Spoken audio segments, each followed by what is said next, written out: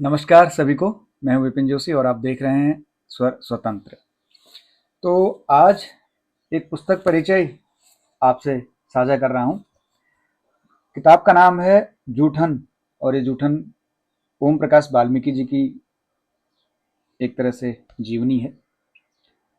दलित हिंदी साहित्य की एक विशिष्ट उपलब्धि के रूप में इस आत्मकथात्मक कृति को जाना जाता है।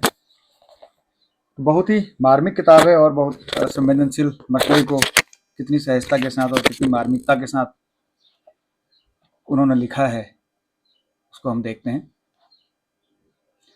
आजादी के 5 दशक पूरे होने और आधुनिकता के तमाम आयातित अथवा मौलिक रूपों को भीतर एक आत्मसात कर चुकने के बाद आज भी हम कहीं न कहीं सवर्ण और अवर्ण के दायरों में बटे हुए हैं। सिद्धांतों और किताबी बहसों से बाहर जीवन में हमें आज भी अनेक उदाहरण मिल जाएंगे जिनसे हमारी जाति और वर्णगत असहिष्णुता स्पष्ट दृष्टिगोचर होती है। जूठन ऐसे ही उदाहरणों की एक श्रृंखला है जिन्हें एक दलित व्यक्ति ने अपनी पूरी संवेदनशीलता के साथ खुद भोगा है और शब्दों में पिरोया है। इस आत्मकथा में लेखक ने स्वाभाविक ही अपने उस आत्म की तलाश करने की कोशिश की है जिसे भारत का वर्णतंत्र सदियों से कुचलने का प्रयास करता रहा है, कभी परोक्ष रूप में, कभी प्रत्यक्षतः। इसलिए इस पुस्तक की पंक्तियों में पीड़ा भी है, असहायता भी है, आक्रोश और क्रोध भी है और अपने अपने आप को आदमी का दर्जा दिए जाने की सहज मानवीय इच्छा भी है।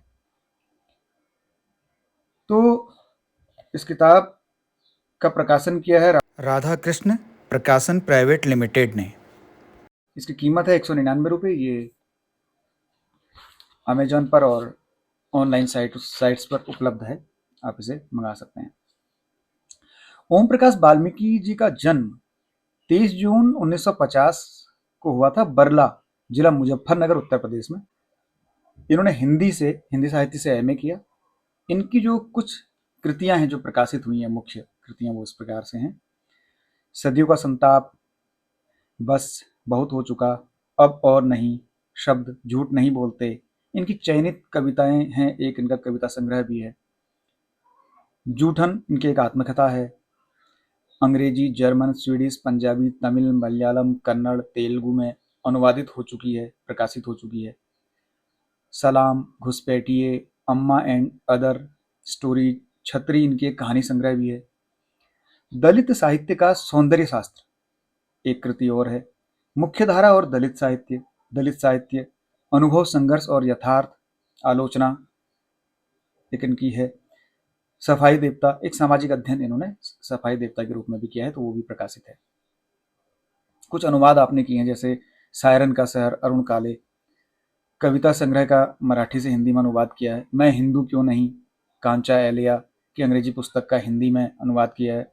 लोकनाथ यशवंत की अनेक मराठी कविताओं का हिंदी में आपने अनुवाद किया है। दो चेहरे का मंचन, जूठन के नाट्य रूपांतरण का अनेक नगरों में मंचन, अनेक राष्ट्रीय सेमिनारों में आपने हिस्सेदारी की है। रानी दुर्गावती विश्वविद्यालय जबलपुर, अलीगढ़ मुस्लिम विश्वविद्यालय अलीगढ़ में पुनश्चर्या पाठ्यक्रम में अनेक व्याख्यान आपने दिए हैं। अनेक विश्वविद्यालयों में आपके व्याख्यान हुए हैं। पाठ्यक्रमों में रचनाएं आपकी शामिल हैं। प्रथम हिंदी दलित साहित्य सम्मेलन 1993, नागपुर के आप अध्यक्ष रहे।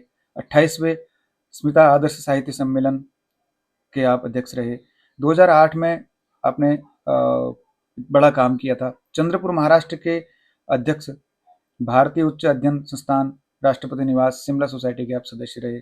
आपको कुछ जो पुरस्कारों से नवाजा गया है वो इस प्रकार से है: डॉक्टर अम्बेडकर राष्ट्रीय पुरस्कार मिला है 1993 में, परिवेश सम्मान 1995 में, जयश्री सम्मान आपको मिल चुका है 1996 में, कथाक्रम सम्मान 2001 में, न्यू इंडिया बुक पुरस्कार 2004, साहित्य भूषण सम्मान 2006, 8वां विश्व हिंदी सम्मेलन में आपकी शिरकत हुई है। 2007 में न्यूयॉर्क अमेरिका सम्मान आपको मिला है। उत्तर प्रदेश हिंदी संस्थान का सम्मान भी आपको मिला हुआ और आपका निधन 17 नवंबर 2013 को हो चुका है।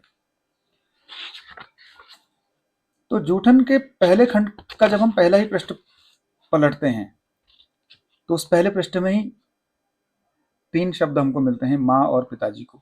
यानी कि ये जो उनकी आत्मकथा है ये अपने माताजी और पिताजी को समर्पित कर रहे हैं।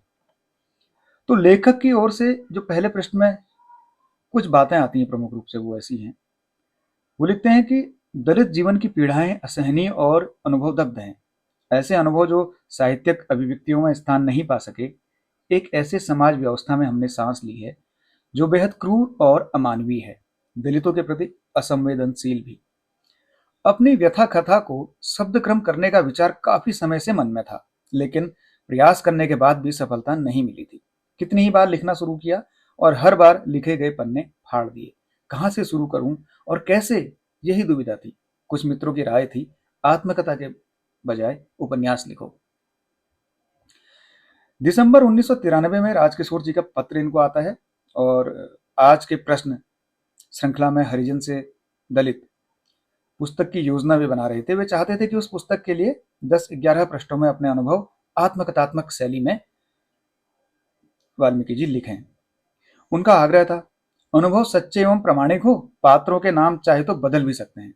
राजकिशोर जी के इस पत्र ने लेखक के मन में एक अलग तरह की बेचैनी पैदा कर दी थी और वहीं से उनके मन में इस विचार ने जन्म लिया कि अब अपनी आत्मकथा लिखनी चाहिए और जूठन नाम से उन्होंने पहला खंड अपनी आत्मकथा का प्रकाशित करवाया।